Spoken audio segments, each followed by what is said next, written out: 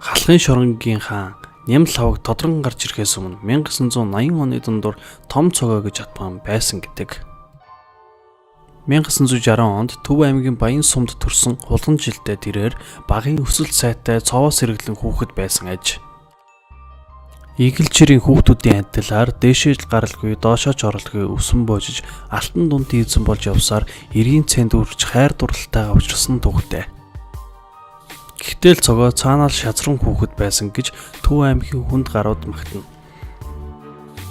Төв аймаг байтугай халахын шоронд овгор болон тодорсон түүнийг хүн чанартай хулгарыг явсан гэдэг. Түүний хайртай бүсгүй нь Улаанбаатар хотын 120 мянгатын атман Доржийн дүү охин юм. Цогог буруу замаар явхад нь хадам ахын нөлөө орсон ч байх. Хадмын талан ганцхан доржоо зогсохгүй нарийн хочид Зоригт Баатар, Шар Их Баатар, Чуука буюу Чулуунбаатар гээд цагтай бужигнуулж явсан цоглог ирчүүд бий. Гэхдээ цогоо энэ нэрсийн далбаан дор явах жижиг гар яавч биш байв.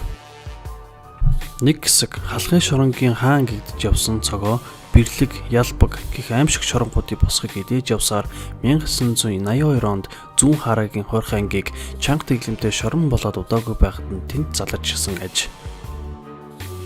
Ямар ч сайхан ирээс бие хаагараад тухгүй тэрээр тус чанга дэглэмт шорондоо гайгүй хулгуудын хандыг нь хаг дарсаар Лувсгэн доржийн итгэлд гүйс дорж чулууны одхүү 50 мянгатын мангарын ариун бол гээд ич дэж явсан ирчүүдийн зиндаанд хүрч чадсан юм. Том хочид цогтоос Монгол эр хүний эр зориг, зан чанар, нэвт нүртдэг гэж шоронгийн хулгууд хэлдэг байв. Зүүн Харагийн чангад ял идэлж байхдаа налаахын их тодголтой улаан жавж хочид сэргээ гэдэг ялтаг зодож танхаарсан учраас 8 жилийн хорих ялан дээр хөөх хэдэн жил нэмүүлж аваад автрантын онцгой дэглэнтэй шоронд ачигтан очсон гэдэг.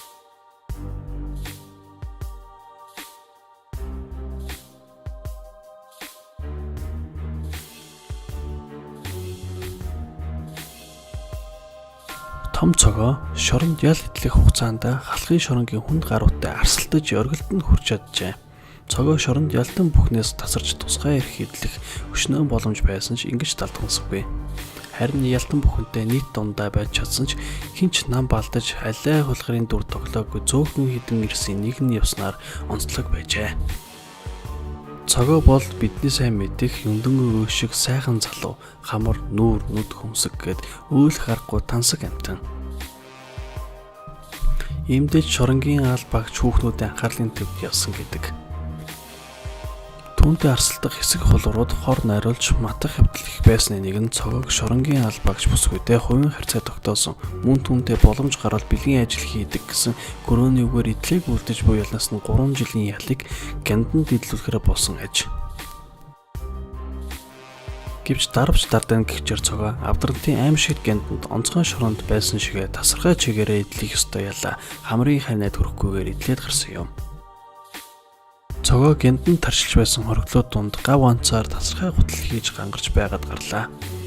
Энэ их зовлонгийн ард төрдөггүй гарсан цогт олон жилийн дараа өөрийн нутагт хөл тавьжээ. Өдөр бүхэн дайлуулж сайлуулж явсан цогоо яахан ухаарах билээ. Тухайн үед Төв аймгийн шүүхийн ерөнхий шүүгч байсан Монгол улсын гавайд гуйлж Арааш цэвэг өөрийн жолооч гих төхрөө албан контортой дуудаад одоохон яваад машинд ахиухан түлш аваад хүрээд ир гэж үүргэсэн аж. Хэдхэн мөчийн дараа уруу царайлсан жолооч ерөнхий шүүгч Арааш цэвэгтэй инхүү матаа өргөсөн гэдэг. Намайг шатхуун түгээх цэгдэр түлшээ авах гэж зогсож байтал олон жил шоронгоор явсан том хүч цогоо хурч ирээд түлшний маань мөнгийг булаагаад авчихлаа. Би түүнд учир байдлаа хэлсэн ч таны нэр хүнд албан тушаалыг үл тоож байна лээ гэж алтан уншаа өргөсөн гэдэг. Цогт сэтгэлийн мухард Төв аймгийн ерөнхий шүүгч Арааш цэвэг онцгой хорихын дарга нартай үгсэн тохирч намайг гянданд дэлгэсэн тул би түүнд сэтгэл гаргаж байгаа юм шүү гэсэн утгатай мессеж хөрвүүлсэн аж. Үүнийг ойлгосон гавайд гулж Арааш цэвэг инээ тэргээ болж орд дуу давилгүй нам зааж жолоочтой дахин түлшний мөнгө өгсөн гэдэг. Өстгөн үлийн даван дээр гихчээр тун удлгүй том цогоо маань танхаа хэрэгээр Төв аймгийн шүүхээс 1 жил 6 сарын хорих ял сонсож Манти шоронд ирснээр түүний олон жил ял идэх аялал ихсэн гэдэг. Цогтыг Манти чангаланд ирэхэд толгойтой болгон бүхэлзэж нам балдан тосож авсан юм. Тэр үедээ л үхэл хангалсан аимшигт хорих Мантийн чангалангийн Атман гэх цогтчовын инх бат, Эмээлтийн бата, Дамбын од нар том цогоог дээд нааран дээр өргөн гаргаж толгой дээр шүтгэн хулгүй гайрдан хэрэлдэг байв. Цогтчовын инх бат, Эмээлтийн бата, Дамбын од, том цогооноор хамт хоригдож байсан цол мандлыг хүлж байгаад зодож, харвлын үүрэг биелүүлж байсан 30 хүрэл баатрыг барьцааж, тус хорих ангийн дараанараас машин гаргаж өг хэмээн танхаар нь дахин хэрэг үлдэв.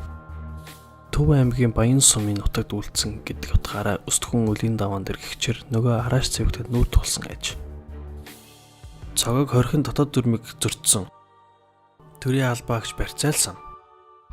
Хүнийг зодож тарчлаан зовоосон гэсэн зүйл ангаар ялт төлөвлөж шүүгдэж болгон цаазын тогтоол унших болоход Төв аймгийн шүүхийн сум дундын шүүх чи Монгол улсын гавьяд гуйлж ерхий шүүгч хүнтэй ингээд тэрсэлдэж байгаарай гэсэн мэт инээж байгаад 8 жилийн хорих хялыг оноож түүнээс 4 жилийн гянданд идэлхэхээр болжээ. Ийх өцөгт 2 дахь удаа гянданд ял идэлхэхээр авдрант руу идэгцэн түүхтэй.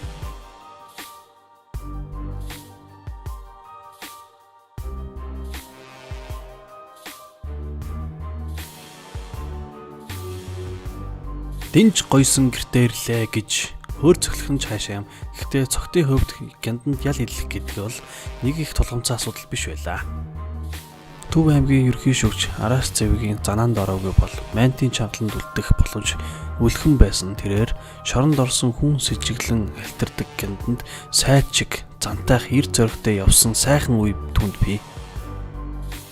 Ийхүү том цогоон 4 жилийн ялыг гянданд идлээд онцгой дэглэмтэй хориход ирэхэд цагийн байдал маш хэцүү болчихсон байсан. Яагаад гэхээр алтан талга нэм лаваг нар тухайн шоронгийн эрх мэдлийг гартаа авчихсан занарангуй талтай байсан аж. Гэвч шоронгийн овгор болтлоо үлэг тахал болсон том цогоогоор яахан оролдох билээ. Харин ч залуу Атман нэм лаваг цогоог гяндангаас тэглэн буугаад онцгой шоронд ирэхэд нь ихэд хүндлэн ахман гэж дуу алдан хүлээ авч өөрийгөө ямар хүчтэй байгааг харуулах гэсэн мэт өдөр болгон 2 шил архиар дайлж бүдүүн нараа том цогоо Буура чимба гэх мэт хүндлэгдэх ёстой хэмээн тунхлагч байлаа. Энэ байдал нэгэнтээ тассан цогт одоо ч шоронгоос удахгүй гараад олон жил зовоосон ижидээ очих тухай бодолд дарагдан гэгэлцдэг боллоо. Гэвч цогоо ижидээ хизээч очимгүй хатуу хахир яланд унсан юм. Хуучин хулгууд ухаанаа уралдуулан алдсаж байсан Монголд л ганцхан онцгой шоронд өөрийн тусгаар тогтнолоо олох гэж тэмцээд залуу Атман нэм лавагт хандаа хагдаруулсан Шандын бат цаахан тэрээр гяндангаас тэглэн бууж ирээд нөлөө бүхий нэр хүндтэй болсон цогоог түшиж хүнд байдлаас гарах гэж оролцсон ш юун шургаанаас гарах мантай цогоод л надад тус дэм болно гэж аврал хайсан найзынхаа гарт амь насаа харамсалтайгаар алдсан эмгэл түүхийг эзэн болж үлдсэн юм. Ийхүү цогоог алгагүй үлдсэн сургаар хорхийн бүх ангиуд хүчлэн хамгаалтанд орж эвгүй харсан ялтнуудыг сахилах руу бүүндэж байлаа.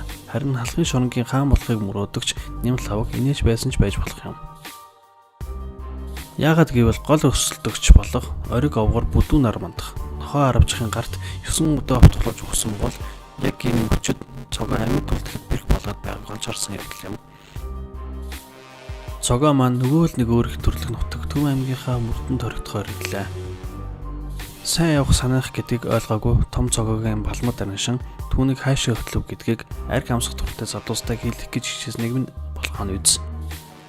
Цогоо адилхан шоронд гянданд тарчилж байсан зовлон нэгт нөхрөө үл ялэг зүйлээс болж хайчны үзүүрээр аим харууранд дүрж амь насгийн хүмүүсэнд ихэд гимшэд барахгүй харуулсан суухдаа Төв аймгийн ерхий шүүгч Араас цэвгээс нэг их хэмээсэн шинжгүй сууж байлаа. Уул нь өөр нэг муу үлдэн ийм асуудалд орсон байвал хамгийн түрүүнд ерхий шүүгч Араас цэвгээс хөтлөө хайж өөрийгөө өмөрөх байсан ч юм билүү хэн мэдлээ. Цогоо шүүх хурал ойрох тусам нэг л зүйлийг ихэд боддог байв. Би бол тэртээ тэрхүү цаазын ялгуулсан. Одоо Төв аймгийн шүүх тэр тусмаа Араас цэвэг намайг хизээч өршөөхгүй.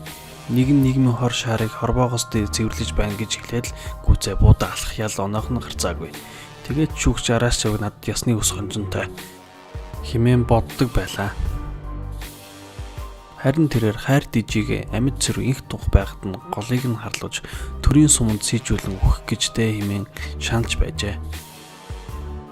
Цогоог буудан хороож, шорон дотор үлэг тахал ялтнуудад сургамж өгөх байх гэж засангийн хуучинсаг үзэлтэй дарганаар бодож байв.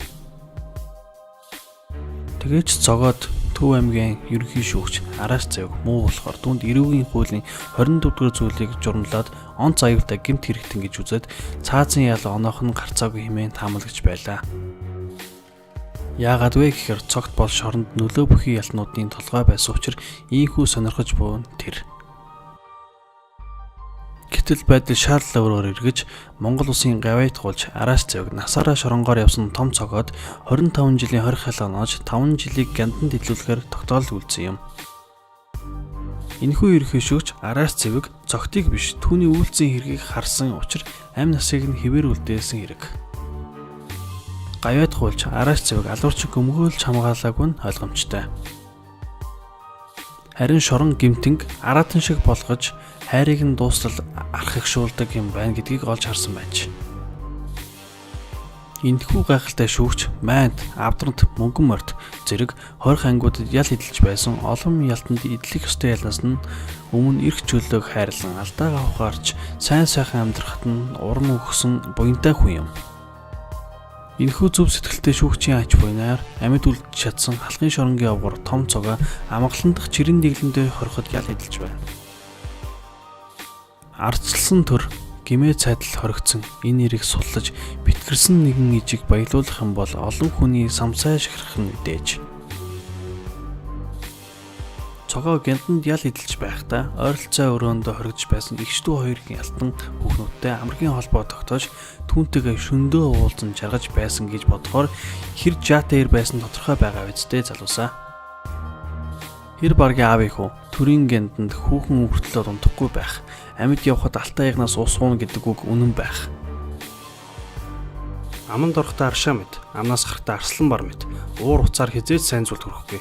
Төвчээртэй байж хүлээстэй хандсан хождог болсон хорвоод залуу үеийн төлөөлөл болсон бид ууж идэхээ багасгаад сурч боловсрохтой анхаарал хандуулаарай. Сархад савнасаа бусдаг гэдэг юм шүү. Миний бэлдсэн энэхүү бичлэг хэн нэгнийг огшоох болон хүний нэр төрийг унгаах гэсэнгүй сургамж өгөх гэснийг анхаараарай. Хэрвээ миний бичлэг таалагдж байвал subscribe дараарай, дараагийн бичлэгээрээ уулзцгаая.